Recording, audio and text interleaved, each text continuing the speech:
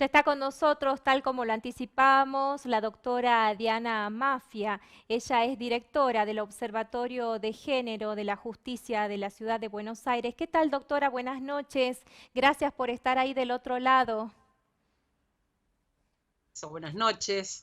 Sí, buenas Me noches. encantaría, me encantaría estar en Salta, pero desafortunadamente tenemos estas formas de conexión ahora. La esperamos para después de la pandemia, ¿le parece?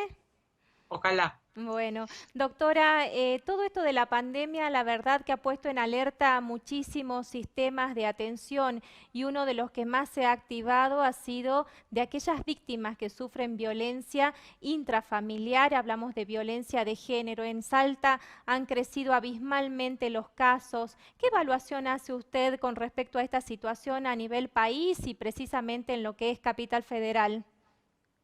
Son muchas las cosas para pensar. Por un lado, la extensión del fenómeno de la violencia de género, y yo no sé si está comprendida cabalmente en su justa medida.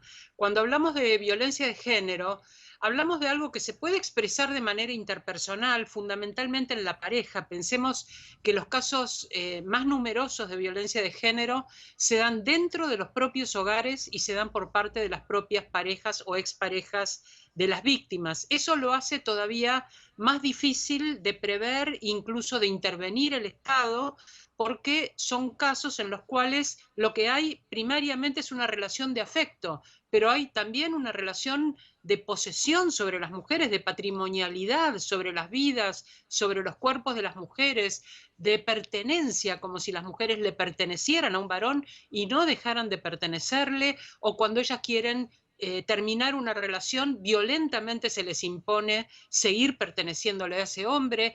Este concepto tan patriarcal, tan duro y tan violento en sí mismo en las relaciones de pareja hace que la casa sea el lugar de más riesgo para una mujer. Entonces, en una situación como esta, donde hay un aislamiento obligatorio, es decir, donde todas las personas estamos obligadas a permanecer en ese lugar, en el caso de las mujeres es un lugar de riesgo y es un lugar de violencia. Es increíble que hayan aumentado los casos porque las formas de hacer conocer la situación de violencia en realidad son riesgosas para las propias mujeres. Hacer un llamado telefónico o pedir ayuda pone a las mujeres en más riesgo porque ellas están encerradas allí con sus hijos y con sus hijas. Esto es así en todo el país, no es que ha crecido solamente en Salta o en la ciudad de Buenos Aires. Y también tenemos que pensar que por ser un servicio de emergencia, de extrema urgencia, es un servicio en el cual hay muchas personas trabajando, personas que también están trabajando en situaciones de bastante precariedad.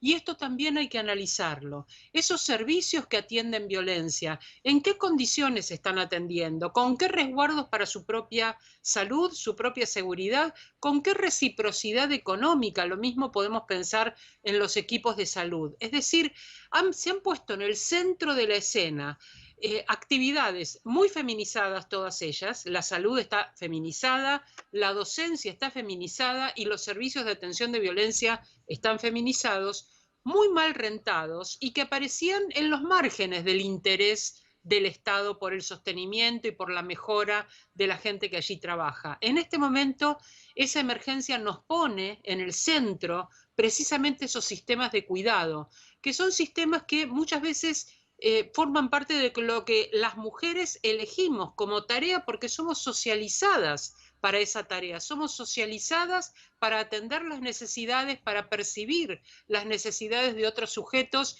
y esa socialización hace que esas sean muchas veces nuestras elecciones, pero también hacen que por estar feminizadas estén pauperizadas, estén mal pagas, con formas de trabajo que muchas veces no son las que corresponden a una relación laboral. Estamos en Ciudad de Buenos Aires viviendo este tipo de incertidumbres también y creemos que el hecho de que muchas veces estas atenciones de emergencia funcionan con redes de mujeres que nos activamos cuando alguna necesita ayuda para concurrir a esa ayuda. En este momento esas redes están dificultadas, están cortadas y entonces se pone más de manifiesto la ausencia de las condiciones de buena atención por parte del Estado. Eso le iba a También me preguntar, parece que doctora, ¿no? sí, ¿Cómo hace una mujer que está en esa situación de violencia para poner en alerta a todo un sistema para que vaya en su ayuda? Se torna bastante difícil. ¿Ustedes han podido detectar en estos días alguna metodología en particular que sea la más indicada como para darle una solución a aquellas mujeres que están en estos momentos pasando una situación indeseada? los mecanismos son mecanismos, algunos de ellos que se han activado precisamente en la pandemia. Por ejemplo, poder mandar un WhatsApp o poder mandar algún tipo de mensaje a través de las redes que no sean las vías habituales de comunicación. Pero esto queda a cargo del Estado comunicarlo, decirlo claramente, difundirlo como una difusión de bien público, como una publicidad de bien público. Y también tenemos que pensar que la posibilidad de acceder a un teléfono celular, de acceder a Wi-Fi, de acceder a redes, no está bien repartida socialmente. Que personas que pueden estar geográficamente aisladas o que pueden estar en situación de marginación, de pobreza o bajo situaciones de muchísimo control, muchas veces no pueden hacer llegar su demanda. Tendría que haber una atención un poco más activa por parte del Estado, no esperar la denuncia, porque esperar la denuncia es poner en el medio entre la situación de violencia y la recepción de la denuncia muchas barreras. ¿Y Una cómo barrera es tendría que ser eso, doctora? Que es muy interesante lo que usted plantea. ¿Cómo debiera ser esa política a implementar por el Estado para intervenir antes? una de las primeras cosas es ayudar a ver la violencia. Muchas mujeres naturalizan su situación de violencia y muchos varones naturalizan ejercerla. Que esto no es un hecho ni natural ni merecido por las mujeres, que esto es parte de los patrones culturales que presiden una sociedad, es un cambio que el Estado tiene que tomar en sus manos, transmitir el mensaje del valor de la vida de todos los sujetos, de todas las personas y del derecho que tienen las mujeres por principios constitucionales a una vida libre de violencia, de todo tipo de violencia, describir cómo es una vida libre de violencia y describir esas formas sutiles de la violencia, el maltrato, el menosprecio, el dejar controlar las relaciones interpersonales de una mujer, controlar sus relaciones familiares con sus amigas, pedirle las claves de los medios que use del teléfono, de Facebook, controlar sus tiempos, no dejarla salir, manipular el dinero de manera que ellas no puedan tomar decisiones incluso sobre el dinero que ellas mismas ganan,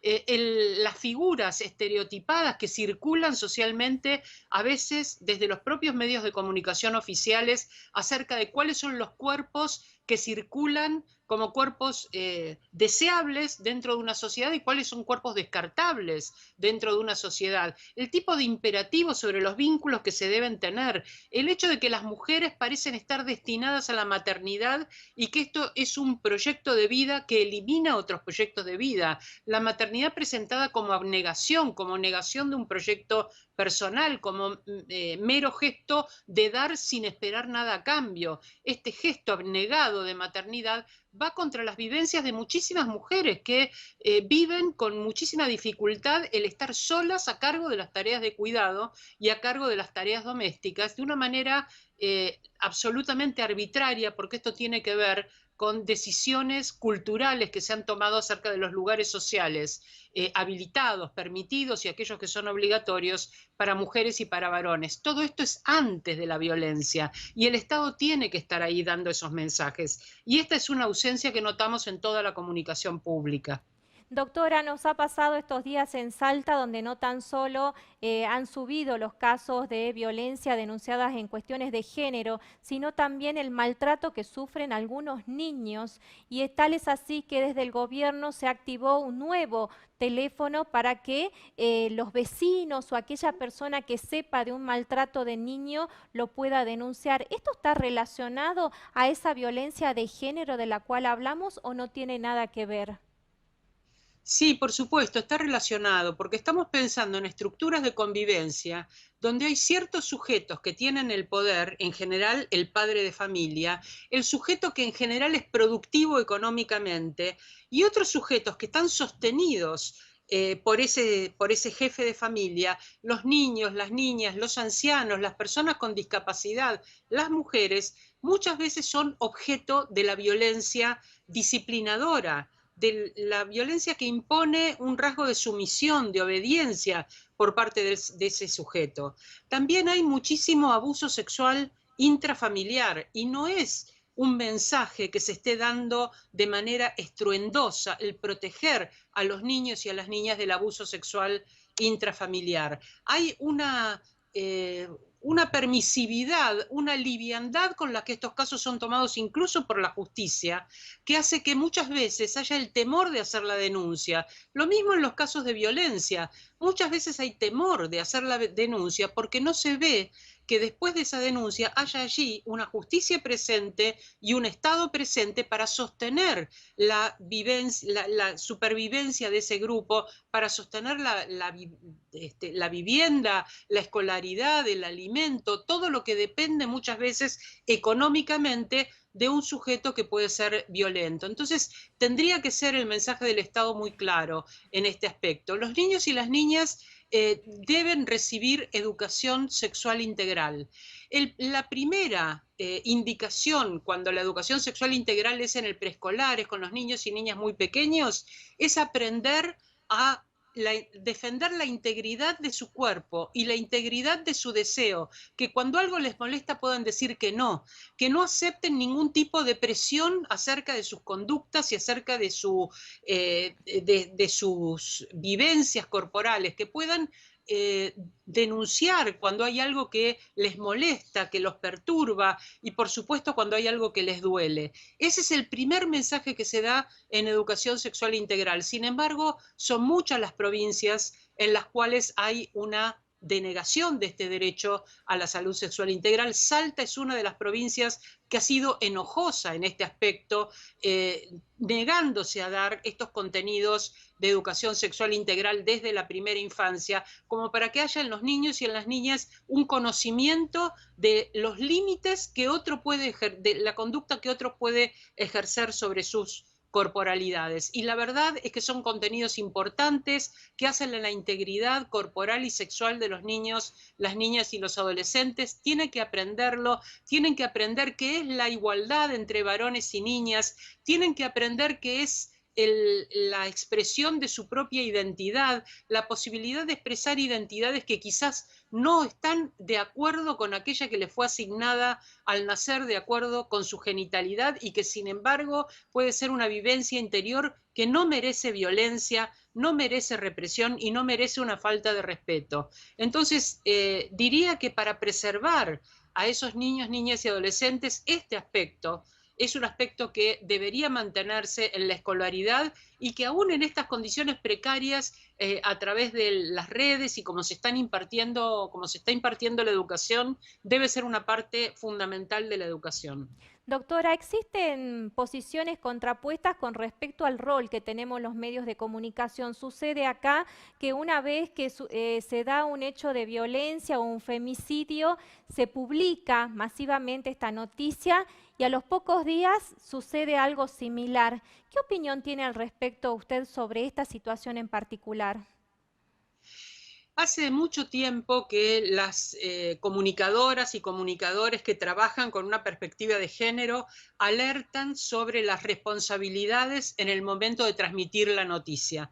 Porque muchas veces detrás de la espectacularidad de relatar un hecho, lo que hay es un doble mensaje. Por un lado, como son estos hechos, en general hechos de extrema gravedad, da la impresión de que debajo de esa extrema gravedad ya no habría violencia. Es una amenaza velada. Mira, te empujo, te pego, te insulto, pero si seguís resistiéndote a someterte, a obedecer, esto te puede pasar a vos también. Es una amenaza velada. Y si esa es una forma de violencia, entonces lo que sufre cada una cuando la insultan, cuando la empujan, cuando le controlan sus cosas, etcétera, y no parece una forma tan grave de violencia. Y la verdad es que antes de llegar a la muerte hay muchos avisos previos, muchas formas de violencia previas que quedan minimizadas cuando solo se transmiten estas formas gravísimas. Y por otro lado, como muchos de estos asesinatos quedan impunes, lo que se transmite también al ejecutor de la violencia, al perpetrador de la violencia, es esa impunidad, es el hecho de que este nivel de gravedad, aún ese nivel de gravedad, cuenta con una conspiración de otros violentos que van a proteger eso como un derecho del varón. Entonces, minimizar la violencia es un mensaje realmente muy riesgoso, muy peligroso, y espectacularizarla también es un aspecto obsceno de la violencia, es un aspecto que atrae la atención sobre casos exagerados y minimiza las formas cotidianas que todas las mujeres sufren. Hay que generar conciencia sobre la violencia, generar conciencia sobre los múltiples modos de la violencia. Y muchas veces la transmisión a través de los medios de comunicación son formas específicas de violencia, de hecho están tipificadas en la ley. ¿Usted cree que el gobierno nacional tiene una política en materia de género más allá de que la coyuntura no ha permitido desarrollar un montón de cuestiones que son propias de un gobierno? La pandemia obviamente ha dejado de lado muchísimos temas que nos interesan a todos y que quedan soslayados. Yo creo que hubo la intención de jerarquizar las cuestiones de género a través de un ministerio. Es la primera vez que en nuestro país tiene un ministerio específico de mujer, género y diversidades, pero que todavía no se ha transversalizado esa perspectiva en todas las políticas públicas. Cuando vemos las reuniones de los equipos de emergencia, donde se une gente de salud, gente de economía, no vemos al Ministerio de las Mujeres allí. No vemos que se esté interactuando con una perspectiva de género en todas las políticas públicas, que es el sentido que ya hace 25 años se fijó en la plataforma de Beijing para el tratamiento de las políticas públicas. Tampoco se ha dotado a este ministerio económicamente de recursos suficientes como para que realmente pueda producir un impacto, que es la expectativa que nos generó la creación de ese ministerio. Que creo que hay en la designación de las personas que allí se fueron nombrando, las direcciones, personas sumamente valiosas, con mucha experiencia en gestión y que es muy promisorio, pero para que sea una realidad hay que dotarlo de recursos y hay que tener la actitud abierta de pensar que si allí hay un conjunto de sindicalistas varones y un conjunto de empresarios varones, no estamos todos representados, no estamos todos porque están todos los varones. Y que cuando en lugar de hacer una universalidad exclusivamente masculina, juntamos a las mujeres de distintas áreas para reunirnos con mujeres, ellas no están allí en la expertise que cada una tiene, no está llamada como economista, como experta en salud pública, como epidemióloga, como científica, está llamada como mujer. Y esto es todavía un aspecto un poco externo de lo que significa convocar mujeres al gobierno. Falta mucho para que haya paridad en un sentido profundo. Yo creo que en esto debería producir un impacto muy importante en la ley Micaela. Pero fíjense lo que está pasando. Se está discutiendo en Tucumán si la provincia va a adherir o no a una ley nacional que tiene que ver con derechos humanos. Es decir, hay legisladores que han jurado por la Constitución y consideran que una parte de esa Constitución puede ser objetable con objeción de conciencia. Es un problema mucho más allá de lo conceptual, es un problema político realmente muy grave de deficiencia de la democracia. Yo creo que en este federalismo que deberíamos tener y sustentar con las diferencias, la idiosincrasia que cada provincia tiene, hay marcos que no se pueden olvidar. Y uno de esos marcos es el de derechos humanos y el marco de la Constitución. Podemos tener diferencias, idiosincrasias, culturas que defender. Lo que no podemos hacer es vulnerar la Constitución y vulnerar los derechos humanos. Allí no hay objeción de conciencia que valga. Y esto vale no solamente para políticos, vale también para muchas veces para grupos religiosos que oponen su objeción de conciencia o su dogma al cumplimiento de la ley. Y la verdad es que cada cual tiene que ser respetado en la religión que haya elegido, quien las haya elegido, debe ser respetado, no se debe impedir que ejerza los rituales que se correspondan con su religión, sus creencias, etcétera, pero si su religión consiste en violar los derechos humanos, tenemos que empezar a pensar en los límites dentro de un Estado laico. Un Estado Doctora, laico propone como marco la Constitución y las leyes. Me quedan muchísimos temas para hablar y la verdad que quisiera aprovecharla al máximo, pero ya en los últimos minutos y abusándonos de su tiempo, ¿cree usted que este proyecto que va a mandar el presidente de la Nación sobre la ley de aborto va a reivindicar los derechos de las mujeres? Creo que es saludable que se discuta. El aborto es uno de los temas que genera conflictos dentro de la sociedad, sobre todo cuando está presentado de una manera sesgada. Lo que estuvimos discutiendo en el 2018 no era si había derecho a la vida o no había derecho a la vida. Eso es indiscutible, hay derecho a la vida. Lo que estábamos discutiendo no era si un embrión era un ser humano o no era un ser humano, aunque esto es lo que tomó una enorme parte del debate público. Estábamos discutiendo razones públicas para despenalizar una práctica frecuente, que es de qué manera, cuando una mujer se ve en el conflicto entre seguir un embarazo no deseado o interrumpirlo, de qué manera se resuelve ese conflicto y quién resuelve ese conflicto. Por tratarse de un conflicto de conciencia, debe resolverlo la propia mujer y el Estado tiene que amparar esa decisión dando los recursos apropiados para que no haya más muertes por aborto clandestinos. En cuarentena hemos tenido ya una muerte en Formosa por aborto clandestino. Esto es algo que no nos debería pasar y la mala conciencia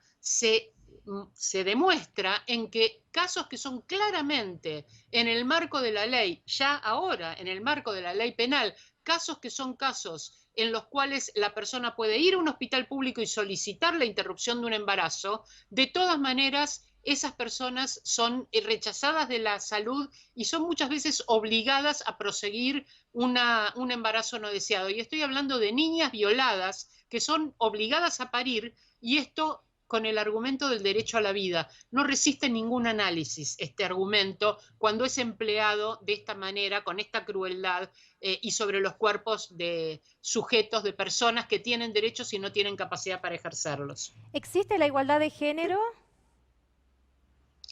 Si existe la igualdad de género es una pregunta que si se refiere a la descripción del mundo actual, no existe, no está encarnada en las personas tal como vivimos, no solamente en relación a los varones y las mujeres, sino en relación a muchas expresiones de género que todavía hoy son discutidas y son marginadas y no aceptadas o condenadas a la prostitución por tener corporalidades e identidades de género diversas. Entonces diría que de ninguna manera existe igualdad de género, pero también pensando como objetivo esa igualdad, creo que es un objetivo político. Y es un objetivo político porque está discutiendo relaciones de poder y de opresión. Y en ese sentido, la igualdad de género es muchas veces la meta a la que apuntamos con nuestras intervenciones culturales, con nuestra comunicación, con las políticas públicas, con los modos en que procuramos reformar las instituciones y también con la educación. Así que en ese aspecto, como ideal,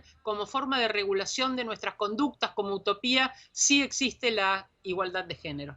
Doctora Diana Mafia, muchísimas gracias por su tiempo, valiosísimas sus palabras para nuestro programa. La esperamos por Salta después de esta pandemia, será muy bienvenida.